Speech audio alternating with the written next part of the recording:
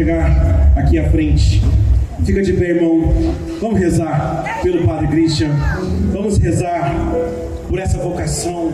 Vamos rezar por esse homem de Deus, inflamado pelo Espírito Santo de Deus. Estenda as mãos em direção ao Padre Christian. Sim, Senhor Jesus, pedimos uma porção redobrada do seu Santo Espírito sobre o Padre Christian, sobre a sua vocação, sobre a sua missão no nosso meio.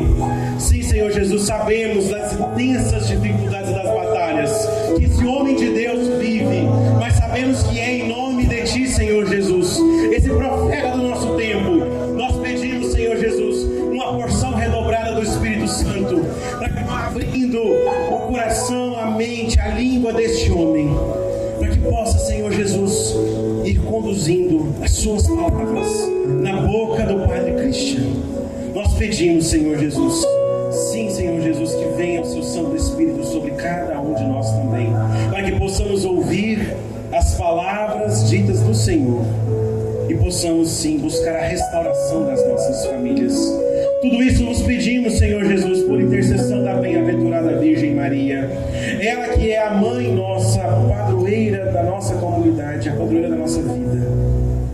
Pedimos, Ave Maria, cheia de graças, o Senhor é convosco. Bendita sois vós entre as mulheres, bendito é o fruto do vosso ventre, Jesus. Santa Maria, Mãe de Deus, rogai por nós, pecadores, agora e na hora de nossa morte. Amém. Em nome do Pai, do Filho e do Espírito Santo. Amém.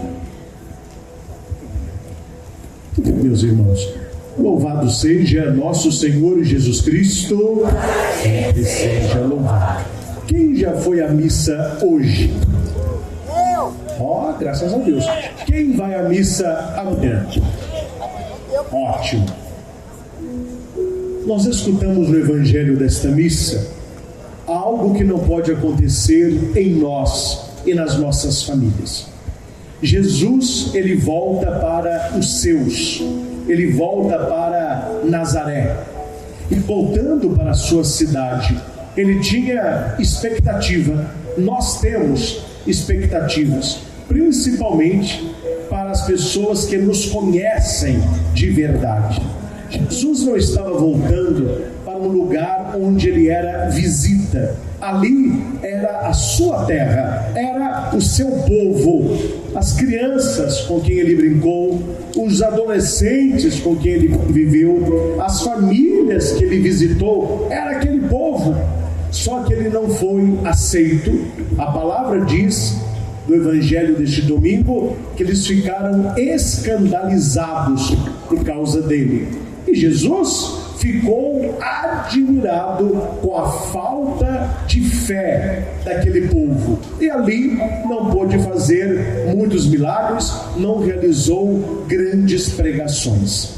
Meus irmãos, esta introdução é um pouco daquilo que nós vamos refletir este ano sobre a importância de manter firme a nossa fé num mundo que está perdendo a fé.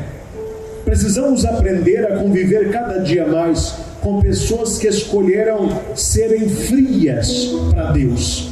Não se celebra mais o sacramento, não se lê a palavra. Há pouco tempo, pelo menos, se respeitava aquilo que era de Deus. Hoje também não temos este respeito. Brincam com aquilo que é nosso, queimam as nossas igrejas, picham as nossas imagens, zombam da nossa fé. É o mundo que nós estamos. Na questão da espiritualidade, cada dia pior.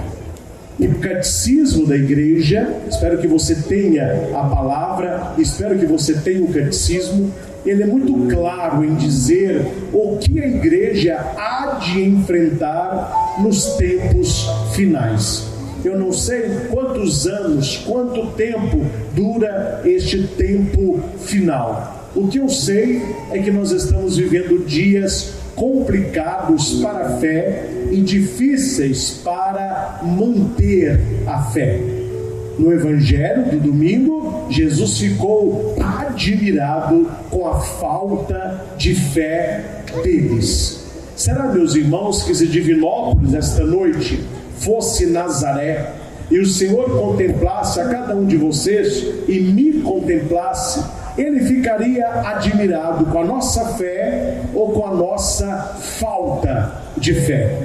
Porque a fé não é uma questão de crença, a fé é uma questão de vida. Nem todo aquele que me diz Senhor, Senhor, entrará no reino dos céus, mas aquele que põe em prática a palavra do meu Pai. O que nos identifica como homens e mulheres de fé, além do culto, além da prática religiosa, além das virtudes, é o nosso testemunho coerente com a nossa fé, sem ter medo de queimar o filme. As pessoas usam muito isso. Não fale isso, não poste isso, não comente isso, você vai acabar queimando o seu filme. E aquele que muito quer o mundo agradar, precisa saber que não agrada a Deus. Óleo e água não se misturam. Eu fico me questionando como que algumas pessoas que pregam a palavra aceitam ser aplaudidas pelo mundo. Tem alguma coisa errada. Não é normal aqueles que não professam aquilo que professamos aplaudir aquilo que defendemos. O verdadeiro testemunho, quando você lê a patrística, os primeiros séculos da igreja, os cristãos jogados ali no Coliseu, eles eram odiados, porque eles tinham uma proposta de vida, uma proposta de santidade, uma proposta de conversão. E o que nós vemos hoje em muitos lugares? Pessoas que clamam por mudança, mas aquele que clama por mudança pouco quer mudar. E a fé, ela vai se tornando crença, ela vai se tornando adequação, ela vai ficando morna, ela vai ficando insensível, o coração vai endurecendo, a mente vai perdendo a capacidade entre separar o que é bom e o não, entre o que é santo e o não, o virtuoso e não. E nós vemos até pessoas que praticam a nossa fé com a cabeça totalmente mundanizadas, aceitando com normalidade pecados graves, situações que Deus ama a pessoa, mas não aceita o comportamento. E parece que nós estamos vivendo não uma era de conversão, mas uma era de adequação, uma era de aceitação, uma era de aprovação. E sempre, meus irmãos, não se esqueçam disso. Voltem à palavra. Se você não conhecer a palavra, se você não conhecer o poder de Deus, você será enganado. E como tem gente enganada? E como tem gente acreditando em mentiras como se fossem verdades? E isso não sai da minha boca, isso saiu da boca de nosso Senhor. Os saduceus, eles não acreditam na ressurreição dos mortos. E num dos embates que eles tiveram com Jesus, eles lançaram um desafio para o Senhor.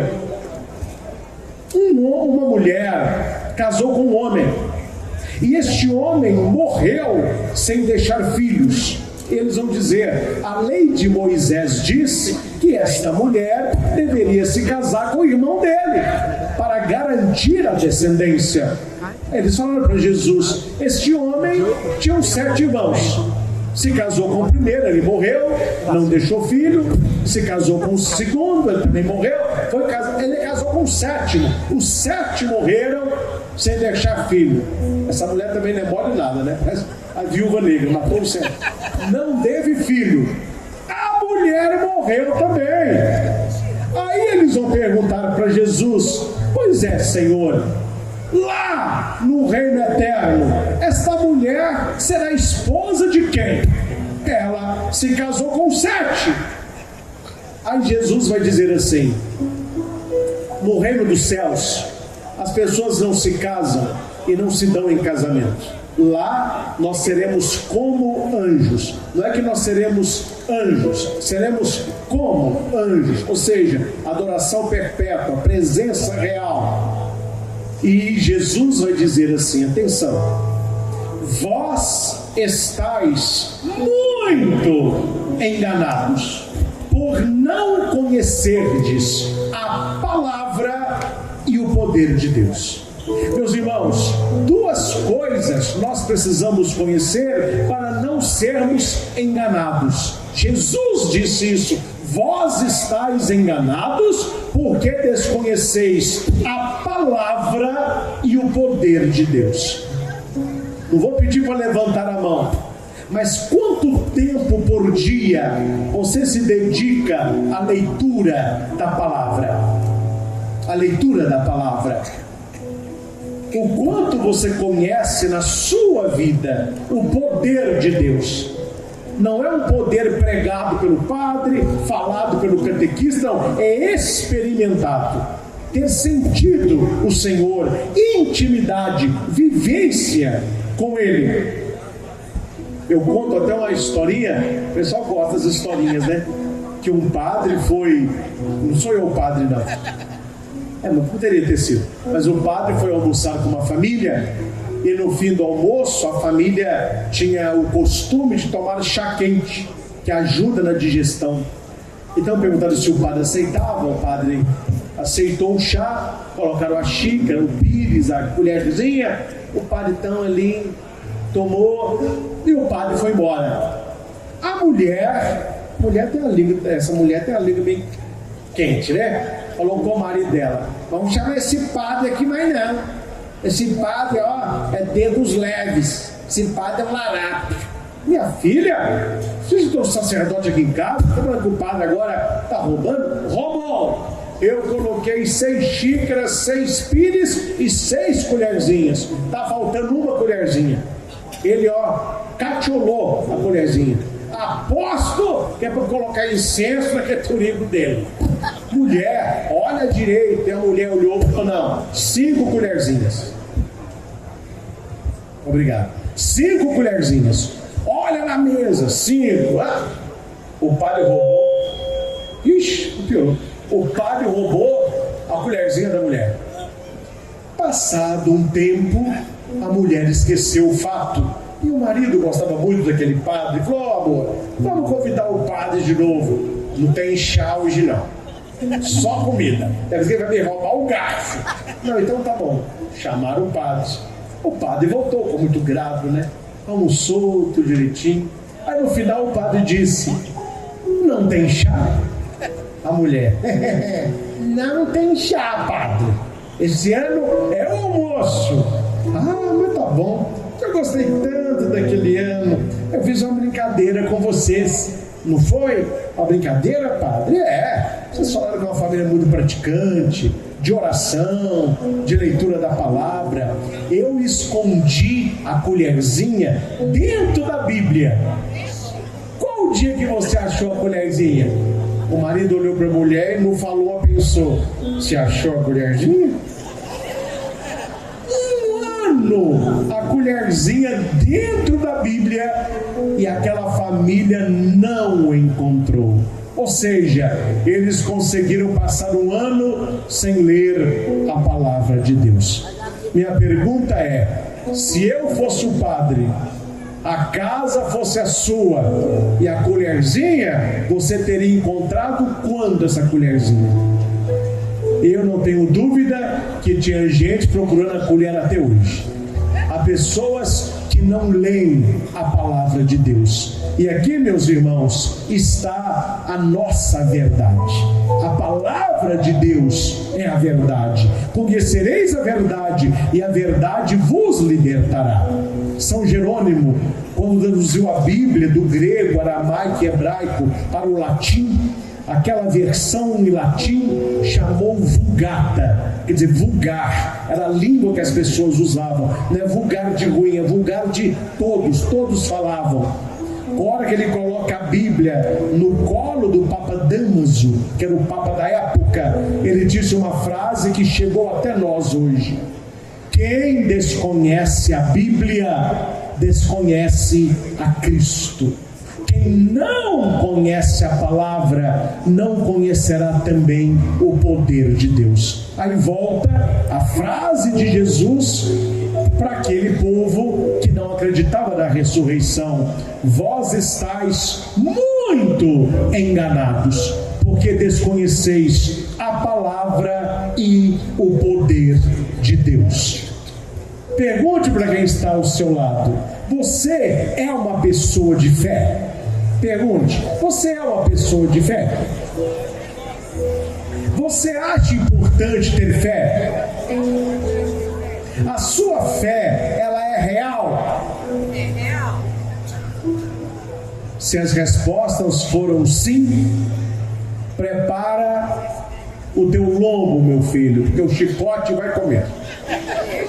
Prepare a tua vida, porque a aprovação vai chegar. Nós estamos vivendo uma época, a não ser que as pessoas não queiram ver, mas onde você pode ter qualquer fé. Você pode fazer qualquer coisa, ainda mais no Brasil nos últimos tempos. Quanto mais a coisa é escrachada, melhor. Você só não pode ser cristão. Você só não pode ser católico. Isso aí eles não gostam muito não. Mas o restante todo, você pode virar capoeira, pode pôr a perna para cima, pode queimar. Tudo é muito normal. Mas quando você fala que é de missa, que é de eucaristia, que é de adoração, que é de rezar terço, as pessoas ficam. E o catecismo, de maneira muito clara, ele nos coloca, e olha que não é um livreco qualquer, é o catecismo da nossa igreja. Veja o que diz no parágrafo 672. Você pode anotar e pode pesquisar no seu catecismo. Aqui está escrito assim: o tempo presente. O que é tempo presente? Hoje, aqui, agora. O tempo presente é segundo o Senhor. Não é segundo a opinião de pessoas, é segundo o Senhor. O tempo do Espírito e o tempo do testemunho. Mas é também um tempo marcado pela tristeza e pela provação do mal, que não poupa a igreja e inaugura os combates dos últimos dias. Nós estamos, meus irmãos, depois da ascensão, depois de Pentecostes. Nós estamos vivendo o tempo do Espírito e o tempo do testemunho. O Antigo Testamento é chamado o tempo do Pai, o Criador. Os Evangelhos, o tempo do Filho. A era da igreja que nós estamos, o tempo do Espírito e do testemunho. Não sei se você já ouviu falar da New Age, a tal da nova era. E tem muito católico, aí é católico morno, ou católico frio, ou católico desinformado, ou católico meia boca, que adora uma música da New Age. Tem no quarto objetos da nova era, livros da nova era.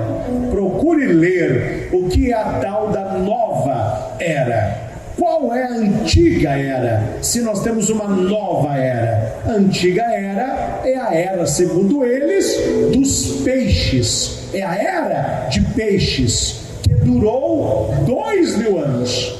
Agora nós estamos numa outra era, é a era de Aquários. O peixe deve ser retirado para que entre a era de Aquários. E o que é que marca a era de Aquários?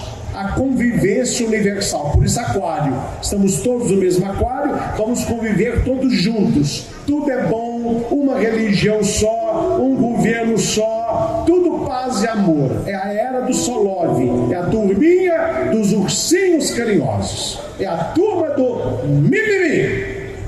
É a era de Aquários. Só que a nova era ela prega o quê? Que para que a era de Aquários ela possa se impor, é preciso destruir aqueles que não querem abrir mão da era de Peixes. Porque o peixe é o símbolo do cristão. Antes da cruz, o símbolo maior do cristão é o peixe. A cruz, ela entrou depois, essa questão do nome do Pai.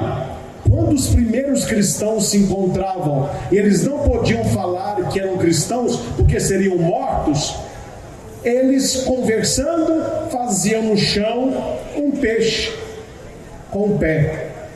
Um símbolo, assim, era um peixe. Quem era cristão sabia que o outro era cristão. Quem não era, via aquilo e não sabia o que era. Esta é a era de Jesus Cristo.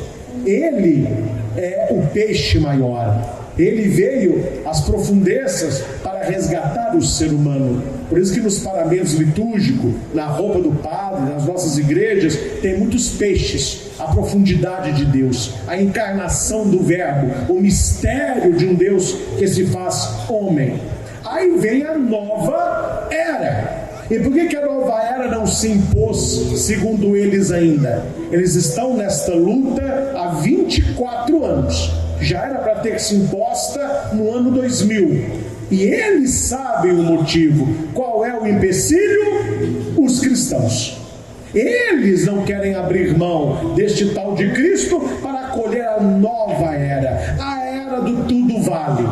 A era do importante é ser feliz. A era das famílias de várias configurações. Esta é a nova era. E nós somos para este povo o empecilho. Que a igreja não vai abrir mão da sua doutrina, o cristão não vai abrir mão da sua verdade para se adequar a este mundo, esteja como estiver. Então é preciso entender, meus irmãos, que você que é cristão, católico, praticante, você está no alvo da galera da nova era. E pior do que ser da nova era é quem diz que é cristão com a cabeça do New Age, até dentro da igreja, tentando trazer as coisas do mundo para dentro da nossa fé. Não vai terminar bem, não vai dar certo. Jesus disse: a minha escolha os separou do mundo. Na sua oração sacerdotal, Jesus disse ao Pai: Pai, eu não peço que os tire do mundo, mas que os guarde do maligno, porque a minha escolha os separou do mundo. Então esta era de Aquário, este New Age, este mundo global que nós estamos, ele sabe que irá nos causar tristeza e provações. É por isso que o catecismo vai dizer para você: nós estamos no tempo do Espírito e do testemunho e do Espírito. Meus irmãos, nada mais importante que ser cheio do Espírito Santo e clamar diariamente o Espírito Santo. As pessoas, não todas as pessoas, mas existem pessoas más, que têm um coração mau. A Bíblia vai dizer isso. Pessoas que armam ciladas para que você caia, para que você seja destruído e aniquilado. Deus me deu, foi uma moção de Deus, que eu não tinha pensado nisso. Deus me deu uma saída para quando eu me deparo com situações difíceis, de pessoas que armam ciladas para ver se puxa o meu tapete. Pessoas que vivem claramente algo que é um pecado, Deus ama o pecador, mas não o pecado, e elas vêm perguntar para mim se é pecado. E eu sei muito bem o que eles querem. Eles querem uma confissão pública que é pecado, para me rotular de 50 coisas, me tacar um processo e atrapalhar a minha vida. Aí eu fiquei: mas como que eu saio dessa? Como que eu não abro mão da verdade, mas eu me resguardo? Deus me respondeu, e eu vou ensinar para vocês a usar a mesma técnica, que não te coloca numa posição de ficar em cima do muro. Não, eu não vou opinar. Não, você vai opinar. Só que você vai julgar a pessoa para aquele que pode convencê-la. Não vou contar aqui o que é, claro, né? Meu advogado falou para eu não falar isso não. Mas me procuraram depois de uma missa. Padre, fala pra gente. E o celular ligado, no áudio, gravando áudio. Fala pra nós. Para o senhor isso aqui é pecado? Eu falei, meu filho, quem sou eu para ficar falando o que é e o que não é? Faça o seguinte, coloque essa situação na presença do Espírito Santo e reze assim: Espírito Santo, se isso é o que Deus quer para mim, abençoa, unja, faz crescer, consagra. Se não for o que Deus quer, e se for uma situação de pecado, eu te dou liberdade, pode acabar com isso agora. Foi para a liberdade que Cristo me libertou. Eu falei para a pessoa, peça ao Espírito Santo que te convença. Não sou eu que vou falar se é ou não é. Fale com o Espírito, se for, que fique, se não for, que saia. Minha pergunta é, o pessoal tem rezado assim? Não tem rezado assim. E por que não tem rezado assim? Porque é rezar hoje e acabar amanhã. É rezar hoje e Deus tirar amanhã. Só que é assim que as coisas devem funcionar, porque nós estamos na era do Espírito e do testemunho. Fale com a pessoa, pergunta ao Espírito Santo, não discuta comigo, discuta com ele. Fale com ele, se é bom, mantenha, se não for, pode tirar. Se é para me levar para o céu, mantenha, se vai me levar para o inferno, pode tirar. E as pessoas sabem que se rezarem assim, o Espírito vai mexer, Deus vai entrar, e aqui para nós a farra vai acabar. E as pessoas não querem mudar, elas querem mudança, só que elas querem a sua mudança. Qual mudança? Não mais a mudança devida, mas a adequação aos tempos. Por isso que o catecismo vai dizer que este tempo difícil não irá provar, não irá poupar nem a igreja. É um tempo de expectativa e um tempo de vigília. Atenção no parágrafo 675. Leio. Antes do advento de Cristo, a igreja deve passar por uma provação final que abalará a fé de muitos crentes. Meus irmãos, quem aqui não conhece alguém que já perdeu a fé? Alguém que já se afastou da igreja? Eu atendo muita gente, e atendo principalmente questões familiares. Quantos pais estão profundamente tristes, perdidos, porque eles mandaram para outra cidade na faculdade um filho ou uma filha que era de igreja, era de missa dominical, grupo de jovens, acólito, tocava na liturgia, e quando ele volta de férias, totalmente ateu. Perdeu a fé, não frequenta a igreja, tirou do quarto cruz, tirou a imagem, crítico das coisas sagradas, e os pais chegam a me dizer: padre, eu não reconheço mais o meu filho, nem o jeito que ele veste, nem o jeito que ele fala, nem os valores que ele tem, ou os valores que ele perdeu. Nós estamos vivendo uma época onde a fé de muitos está sendo abalada, e nós não podemos, meus irmãos, ter uma fé como prego no angu. Não sei se você já escutou isso, minha avó falava muito isso. Você está firme, Cristo? Estou firme, vó. Ah, meu filho, você está igual um prego no angu, você está em pé, mas não tem firmeza nenhuma, para cair basta um toque. Nós precisamos enraigar a nossa fé, beber das fontes seguras, seja da Bíblia, seja da tradição, seja do magistério, do catecismo. Senão essas ondas modernas vão nos arrastar, vão dominar a sua mente e a sua cabeça. Uma vez corrompida, você achará que o erro é a verdade, e aquele que fala a verdade é quem está errado. Então nós temos que ficar atentos a esta artimanha do mal para perverter a própria fé. O catecismo é muito claro: antes da volta de Cristo, a igreja deve passar por uma provação que abalará a fé de muitos. A perseguição que acompanha a peregrinação na terra desvendará o mistério da iniquidade, sob a forma, atenção, sob a forma de uma impostura religiosa que há de trazer aos homens a uma solução aparente dos seus problemas, à custa da apostasia da verdade. Vão trazer uma solução para o seu problema à custa da apostasia da verdade. O que é a apostasia da verdade? A dissolução, a destruição, a aniquilação da verdade. E eu pergunto para os senhores: o que é a verdade? Qui est veritas? Como Pilatos perguntou para Jesus.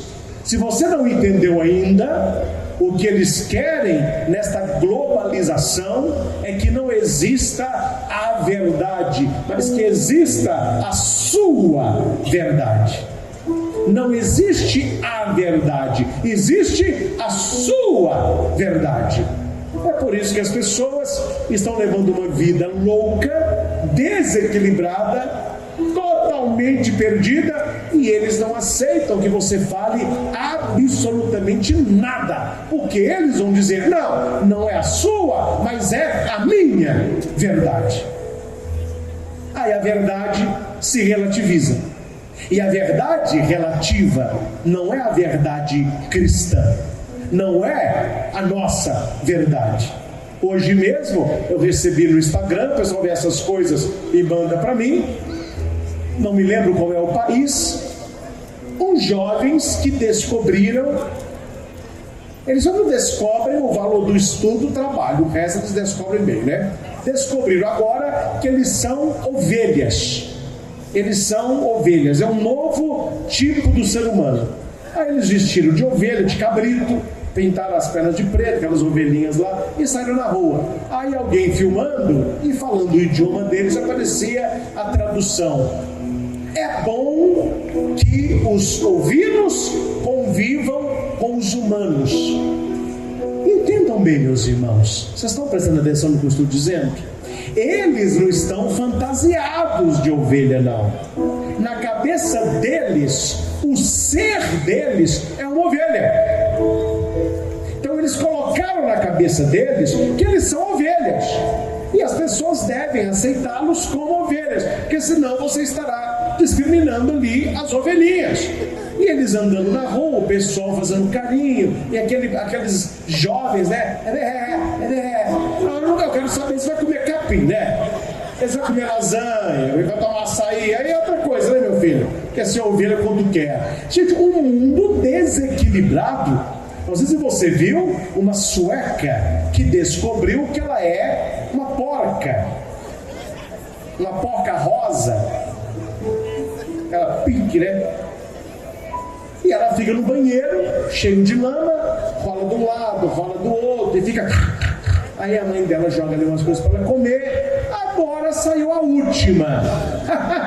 Um homem que acha que é um porco se apaixonou por ela. É um chiqueiro mesmo. Pode colocar os dois.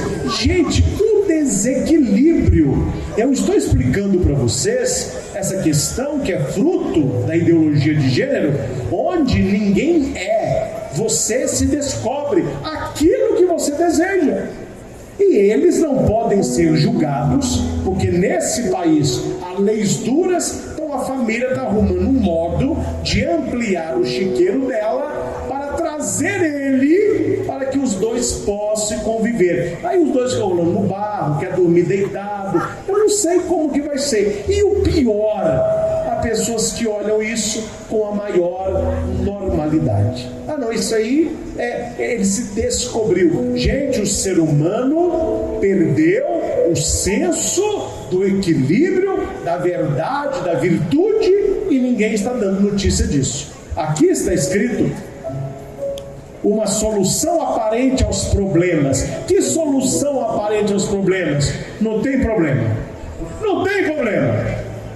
Como está vivendo? Não tem problema. Não tem problema. Só que para aceitar isso, tem que abrir mão da verdade. A apostasia da verdade. Aí vem com aquele tanto de rótulo. Ah, você não aceita isso porque você é fechado, você tem a cabeça pequena, você está cheio de preconceito, etc, etc, etc. Só que aqui você tem que entender uma coisa: se você for um cristão, um católico, convicto da revelação de Cristo, convicto da doutrina, convicto da fé, essas coisas não te pegam, porque você tem uma mente formada. O problema é que as pessoas não têm a mente formada, não tem uma mente de filtro, elas têm uma mente ralo. Filtro dá uma purificada na água, o ralo que mandar desce. Tem gente que manda, desce. Então é preciso que você entenda o que nós estamos vivendo. Olha aqui, a impostura religiosa suprema é um anticristo, isto é, de um pseudo-messianismo em que o homem se glorifica a si mesmo no lugar de Deus. É o que nós estamos vivendo. Qual a era que nós vivemos onde as pessoas mais se cultuam? No lugar de Deus, onde você não pode dizer para alguém: olha, isso não agrada a Deus. Não, dane-se a Deus, dane-se a Deus. Ah, mas isso aí está contra a palavra. Dane-se a palavra. Ah, mas isso aqui está contra o que a igreja prega. Dane-se a igreja. Ah, mas dane-se. É a minha verdade, eu vivo assim, e ninguém tem nada com isso. A apostasia da verdade para o mundo que escolheu viver na mentira. Aí nós lembramos do nosso saudoso Papa Bento XVI, que eles na internet, você pode colar, profecia de Bento XVI. Ele disse que a igreja terá que aprender a perder os privilégios. Não celebraremos em grandes templos, seremos impedidos de usarmos as igrejas grandes e voltaremos a pequenos grupos, às catacumbas, a lugares afastados, porque a sociedade não aceitará mais a proposta de Jesus Cristo. Um Papa disse isso, Papa Bento XVI. E olha que ele tem uma visão de mundo que nós não temos. Nós temos uma visão local, ele tem uma visão global, então ele sabe de coisas que nós não sabemos, ele viu coisa que nós não vimos, e ele, como o Papa disse, prepare. Meus irmãos, não sei se você lê com esse olhar. Papa é Papa, e o Papa que está, nós amamos e respeitamos. Nós temos o Papa Francisco. Não sei se você gosta de ler, e se você lê, ou se você fica lendo notícias da igreja na Globo, no UOL, no Yahoo, no site fofoca por aí. Aí, meu filho, põe o que querem. Mas se você procura no Instagram do Vaticano, da Santa Sé, da CNBB, eles divulgam aquilo que é próprio da igreja. Eu tenho notado, e falo porque está lá, uma mudança bem clara nas falas do Papa Francisco em algumas questões. Parece-me que ele chegou à conclusão de que ir com muita abertura para tudo não leva a pessoa a viver o que ela deve viver, porque o Papa Francisco, ele tem uma questão que é a acolhida, o amor e a mudança. Acolha, não é assim? A igreja está aberta, é para todos, então acolha. Aí essa acolhida, você acolhe a pessoa, aí você ama a pessoa. Você apresenta para ela um amor maior que é Jesus, e nós aprendemos a amar com Ele. E este amor de Cristo me leva aonde? A conversão, a uma mudança. Então não é mudar para ser acolhido, não é mudar para ser amado, é acolher para amar e para mudar. Ele está certíssimo. Só que ele chegou a uma conclusão, eu tenho visto isso. Eu vou falar aqui por quê. Ele notou que as pessoas querem ser acolhidas e que as pessoas querem ser amadas. Eu nunca vi um povo tão carente. Um abraço já desmancha. Abraço. Padre, eu não sou mais católico. Não, você virou o quê? Eu virei evangélico.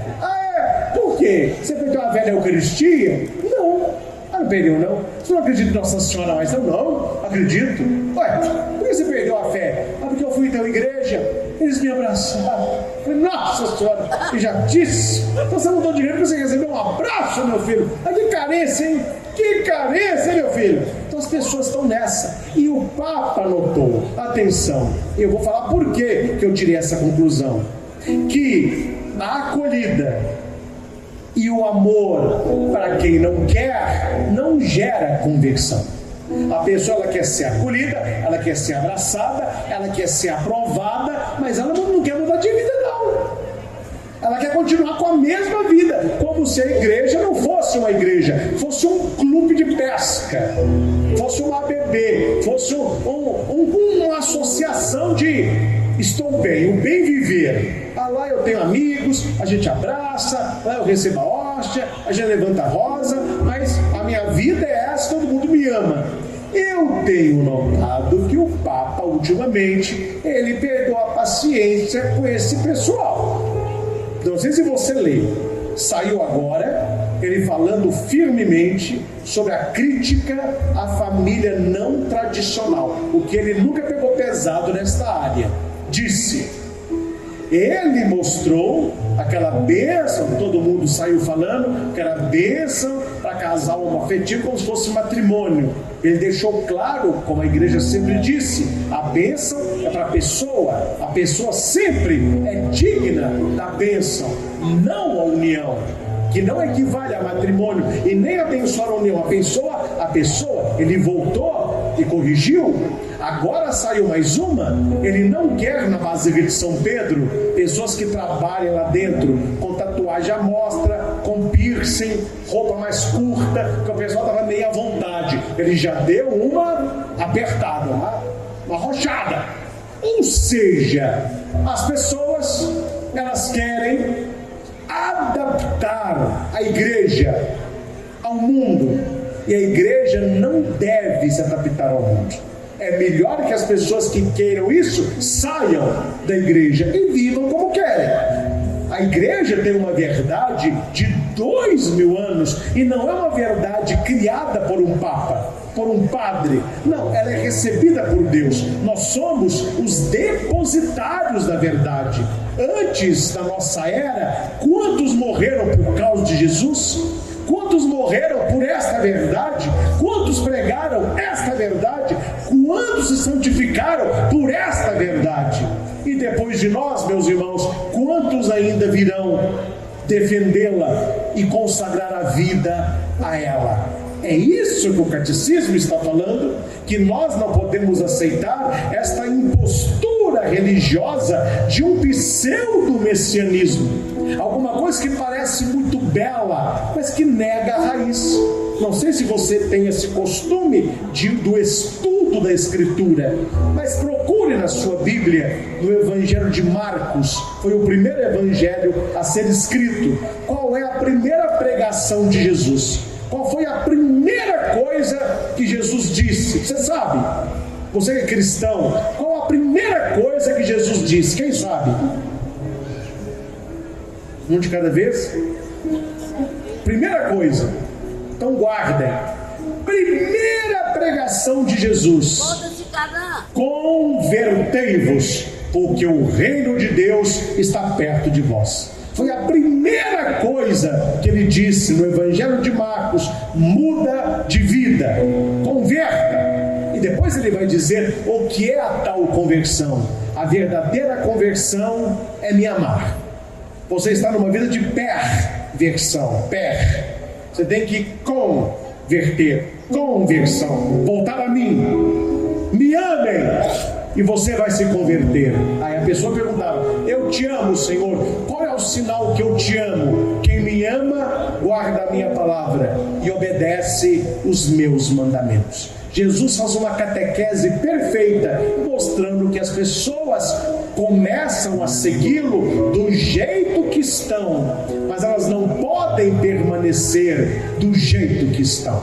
Veja o Pedro lá de trás e veja o Pedro lá do final. É outro Pedro.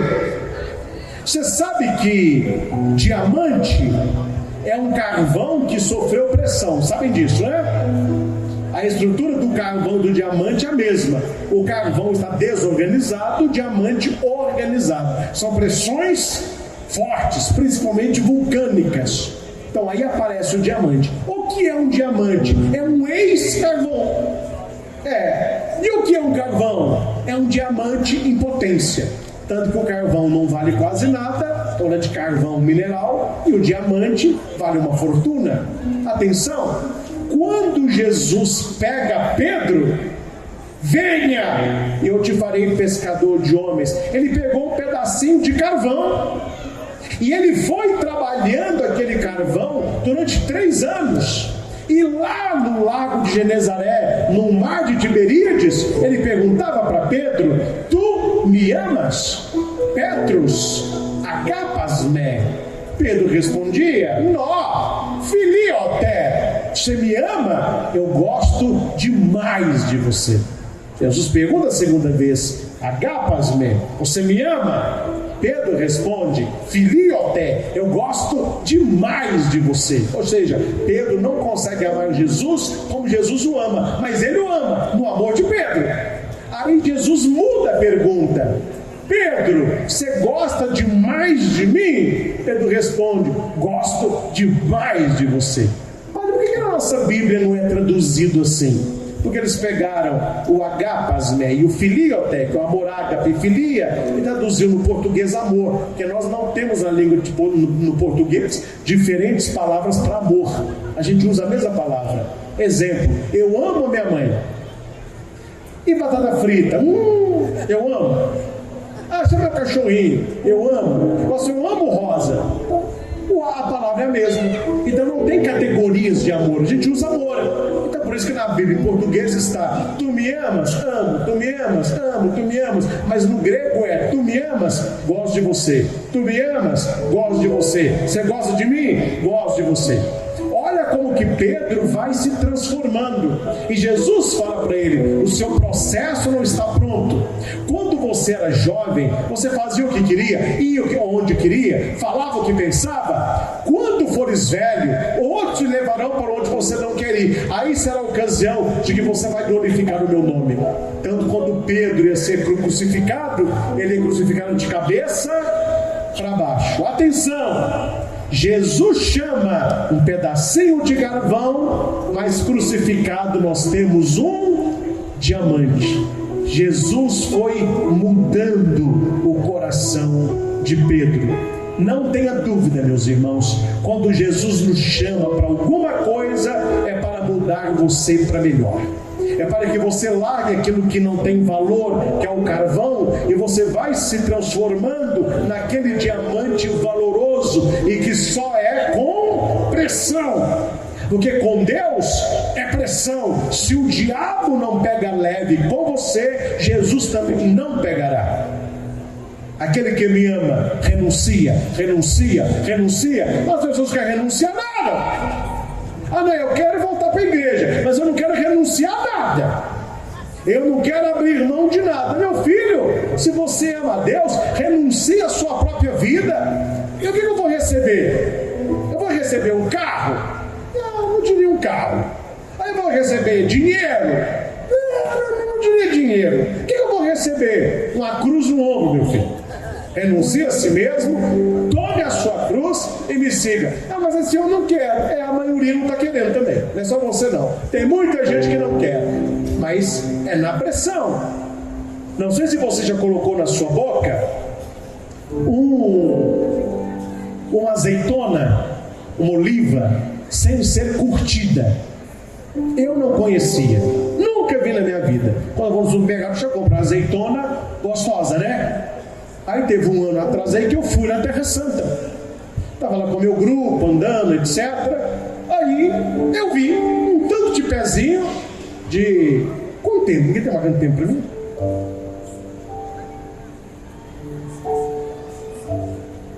Tá. 5.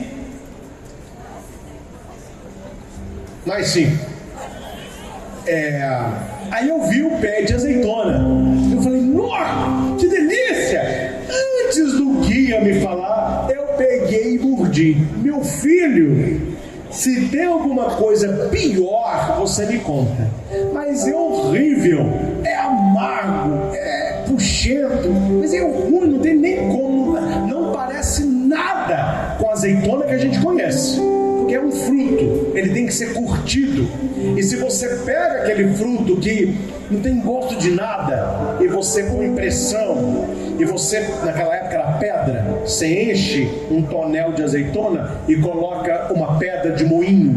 Aí aquela pedra ela vai descendo, você coloca a segunda, ela desceu, você coloca a terceira, para você tirar a folha lá embaixo, aí sai um óleo da melhor qualidade, é um azeite. É o primeiro azeite que ia para o templo. O segundo azeite ia para a alimentação. O terceiro azeite ia para as feridas. E o quarto azeite para o fogo que sustentava. São as 4 pedras. O primeiro azeite, o mais caro, era do Senhor, para a unção. O segundo para a alimentação, o terceiro para a medicina, o quarto para a combustão. Ia pondo pedra.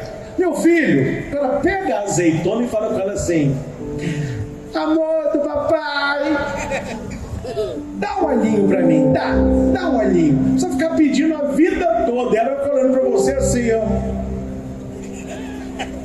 A azeitona só dá o melhor azeite se ela é prensada.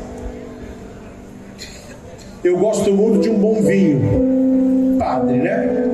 E um dos vinhos mais gostosos, na minha opinião, é o vinho canônico, que nós celebramos a Santa Missa. Agora, fica adulando a uva, se ela vai te dar vinho. Meu filho, tem que ser pisada, tem que ser esmagada, aí ela vai gerar o vinho. A hóstia que nós comungamos, o corpo do Senhor, trigo, pão ázimo. Pegue o trigo e veja o processo até ele virar hóstia. Tem que ser triturado, tem que ser amassado. Assim como não se tem azeite se não se põe pressão, não se tem hóstia se não se tritura, não se tem vinho se não se esmaga, não se tem bons católicos se Deus não pesa a nossa cruz, se Deus não nos esmaga para sabermos que dependemos dele. É esta a vida que nós queremos, uma vida que extraia de nós o melhor. E Deus olhando para você e vendo um pedaço de carvão, ele vai pôr pressão, ele vai pôr provação, ele permite a tentação, não para de destruir, porque é na pressão que o carvão se manifesta no diamante. Então, quando na sua vida aparecer provação, problema, perseguição, diga para você mesmo: Deus está transformando carvão em diamante. Quando vier problemas na sua família, Deus está transformando carvão em diamante. Quando você for perseguido por aquilo que você vive, criticado pela sua fé, humilhado por usar uma cruz, uma camisa religiosa, um clergyman, diga: é Cristo trabalhando no carvão para lhe virar um diamante. Conto aqui sem vergonha, mas eu estava, não esta última vez que estava com o Manzotti, mas algumas vezes atrás, eles pediram que queria gravar comigo alguns programas lá, que era para eu ir de batina, que eles queriam fazer algumas montagens para as campanhas lá de Jesus das Santas Chagas. Assim foi. Levei a batina, de manhã estava com o Clésio, gravamos algumas coisas, voltei para o hotel para almoçar, eu já voltaria para a TV às 2 horas, e já era a sessão lá de fotos e gravação com a batina. hora que eu saio do restaurante para subir, para ir para o meu quarto, no hotel, tinha um tanto de gente no restaurante, era um congresso de alguma empresa, não me lembro a empresa, mas é lá de Curitiba mesmo, mas eles estavam ali todos reunidos, homem, mulher, homens de terno, aquelas mulheres bem arrumadas. Aí eu subi, olha como que é a tentação, hein? Olha a tentação, até para padre. Olha que eu subi, o que falou no meu ouvido? Olha o mal. Leve a batina na mala. Porque como que você vai passar de batina no meio desse povo todo ali? Eles vão de olhar como? Ih, o que é isso? Que roupa é essa? Aí eu já pus a batina na cama para começar a dobrá-la. Aí é o anjo da guarda, né? Se o diabo tendo de um lado, o anjo da guarda salva do outro. Aí me veio na cabeça o seguinte: quando eu estava quase nu, no alto da cruz, morrendo por você, eu não tive vergonha. E você agora está com vergonha de me testemunhar. Falei, quer saber? Viva a batina. Coloquei a batina, peguei a Bíblia e desci. Aí eu levei tapa para cara fora à vontade. Deus também, vou te contar. Eu achei que aquele pessoal ia achar muito estranho. Foi abrir o elevador, o malandro já falou: ei, Cristo! Olá, tudo bem? Para sua bênção, Deus abençoe. Veja, opa, sua bênção, Deus abençoe. A foto, Deus abençoe. Nunca eu pensei, meu Deus, eu pensei que era de um jeito e foi de outro. O pessoal pedindo bênção, chaveiro, aqueles que não eram muito ficavam olhando, quem é? Meu padre, não sei o quê. Ah, padre, resta com minha família. Minha avó é muito católica, meu pai é muito católico. Ou seja, o testemunho, ele haverá de arrastar. Nós não podemos ter vergonha da fé que nós professamos. É o carvão sendo trabalhado para que ele vire diamante. Meus irmãos, era um pouco isso que eu gostaria de refletir com os senhores. Espero que tenha sido uma injeção de ânimo na sua veia, para que você jamais tenha vergonha de nosso Senhor. Aquele que se envergonhar dele aqui embaixo, ele se envergonhará de nós lá em cima. Então fala de Jesus para a sua família, convide o seu marido para as coisas da igreja, leve os seus filhos para a celebração da Santa Missa, vá plantando o cristianismo no coração, e essa semente, que no início pode ser pequenina como mostarda, haverá de crescer e haverá de se tornar uma grande hortaliça, porque a palavra, ela pode convencer, mas é o testemunho que vai arrastar. Vamos pedir ao Senhor que nos abençoe, que Ele nos livre de todo o mal e que nos guarde de tudo aquilo que nos afasta do Senhor.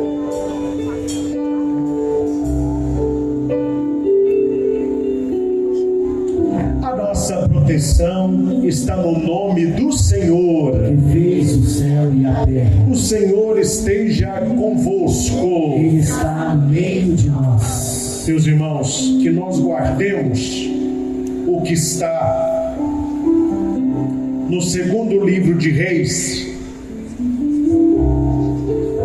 no capítulo 17, o versículo 14 ao 16. Preparando para esta bênção, escute este texto aqui. É Deus dizendo pela boca do seu profeta: o Senhor advertiu Israel: renunciai às vossas más ações, guardai meus mandamentos e observai a lei. Mas eles não quiseram ouvir, endureceram o coração, desprezaram a aliança, não atenderam às advertências, seguiram as vaidades. Atenção, meus irmãos, apesar de ter-lhes o Senhor proibido seguir as pisadas dos povos que o cercavam, abandonaram todos os mandamentos do Senhor para imitar aqueles que não eram do Senhor. Abandonaram para imitar aqueles que não eram do Senhor. E como tem cristão hoje imitando aqueles que não são do Senhor? Como tem cristão católico hoje vestindo como aqueles que não são do Senhor? Como que tem gente que tem a mente igual àqueles que não são do Senhor? E aqui a palavra vai dizer: abandonaram-me inteiramente a tudo que desagrada ao Senhor, e por isso eu os deixei ao seu bel prazer. Olha o que a palavra diz: Deus cuidou, Deus apontou. Não quer? Então, meu filho, viva do seu jeito e prepare as consequências. Que Deus não nos abandone, uma vez que nós também não o abandonaremos e seremos fiéis à sua palavra. Deus eterno e todo-poderoso, pela cruz de nosso Senhor e Salvador Jesus Cristo, volveu o teu olhar para nós que aqui estamos, numa noite fria, mas ao mesmo tempo aquecidos no coração. Afasta de nós, Senhor, todo pecado, perigo, doença, tentação, inveja, mal-olhado, que possamos crescer cada vez mais na fé, na esperança e no verdadeiro amor. Guarda, Senhor, o nosso coração contra toda a apostasia, a perda da fé, o esfriamento espiritual, a presunção. Afasta de nós tudo aquilo que nos afasta de Ti e coloca-nos no Teu coração, para que possamos contigo buscar sempre as coisas do alto. Dignai-vos, Senhor, abençoar e proteger as nossas casas, começando nas nossas crianças, os adolescentes, jovens, adultos, idosos. Visitai as pessoas doentes, consolai os tristes, fortalecei os fracos, iluminai os perdidos, reconduzi os cativos. Derrama sobre nós uma bênção que nos torne mais fortes e resolutos na defesa da nossa fé, chamando tantos a uma vida com Cristo, buscando uma verdadeira conversão.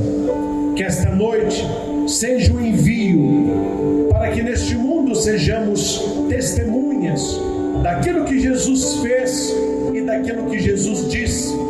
Como nos ensina o catecismo, nós vivemos no tempo do Espírito e do testemunho. Sobre nós, sobre as nossas famílias, sobre a nossa caminhada e a nossa vida de santidade, desça e permaneça a bênção de Deus Todo-Poderoso, que é Pai e Filho e Espírito Santo. Amém.